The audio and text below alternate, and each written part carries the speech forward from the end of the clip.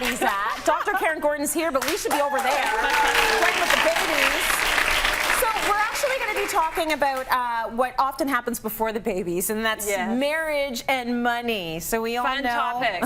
Fun times. Fun. Yes. We all know money is maybe the leading cause of divorce. It's is one that of the what top they three. say? One of the it's top one of the top three reasons why couples will divorce is mismanagement over money. Not how much money you make. No. Nothing to do with how much you make. It's all about how it's managed. Yeah. Right. Okay. So we're going to talk about how couples should handle their finances. Yes. There needs to be communication, and you've got some questions that you would throw out to any couple. Yes. So anybody listening and watching from home, you can think to yourself in terms of the answer. I have a couple questions for Tracy. So question number one is: do you handle the accounting and paying bills in your home? Yes or no? Yes. Oh, I do. Do you have a budget?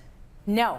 Really? No. I'm surprised. Yeah, no, there's no budget. There's no budget. There's no like, this is how much we're spending January, this is how much we're spending February. No. You we don't go have it. project to project. And we figure out, do we have enough money to do this project, and then we tackle it. Okay, so you are, in terms of stats, there are only 32% of couples actually have a budget. So I don't have a budget for anything. Really? I'm like surprised. Bruce Ellery always comes on the show and he's like, you know, Christmas is coming. Yes. Make sure you have a budget. I don't care if it's $50 or $1,500. I got nothing. Really? I'm surprised. I have a list of things I'm going to buy, and then my budget is the amount it came to. And the stores are loving you. You're like, yes, you are a kind of consumer. Sometimes it's a lot, sometimes it's a little. No budget. Are you more of a spender or saver? I'd say now I'm more of a saver. You're more of a saver. Yeah, but I changed over the years. Okay, final question. Yeah. Do you actually double check your credit card statements, making sure that they're accurate? Not as much as I should. Really? Tracy, I am shocked. I know. I actually thought you would have been like really by the book on this topic. I go back and forth. Yeah. So we do have financial meetings, Leo and I, usually every quarter. So we go through the numbers, we look at where we are in terms of our debt. And every time we have one of those meetings, I'm like, I really got to get on top of my credit card. I have to make sure nothing untoward is happening, and I never do. And you never do. I never do. And I know I'm probably being robbed blind. Like, seriously, you have to stay on top of it. But let's start from the beginning of what you need to do when you're in a couple arrangement with money. This is great to do before you get married, before you move into with your partner. Definitely do this. But also for those of us who are in a relationship or married, it's good. These are just good principles. So number one, you want to face the facts.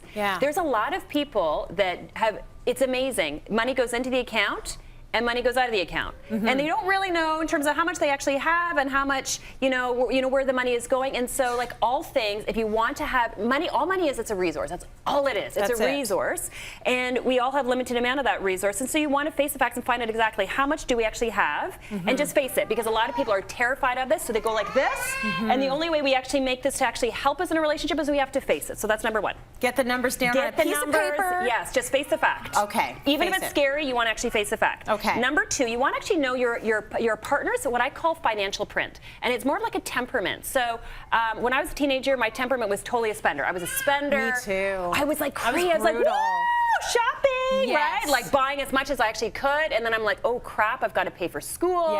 And all of a sudden, then I became a big saver. But you want to, when you're actually in a relationship, you want to ask yourself, what's the temperament of each other? Because if you've got someone who is more of a spender, I am telling you right now, if they do not figure out a budget and a way to kind of control that spending, it's a problem. It will be the #1 source of conflict for a couple. Totally. So if, in a perfect world, you have people that are kind of aligned in terms of their temperament, but a lot of times you'll have a spender and a saver. And so you've got to get on the same page, because otherwise it will be actually the biggest source of conflict. We were actually like here. He was save everything, grew up poor, like understood the value of a dollar. I was here, spend everything. Life's short, have some fun. And now we're here. Oh, see, that's good.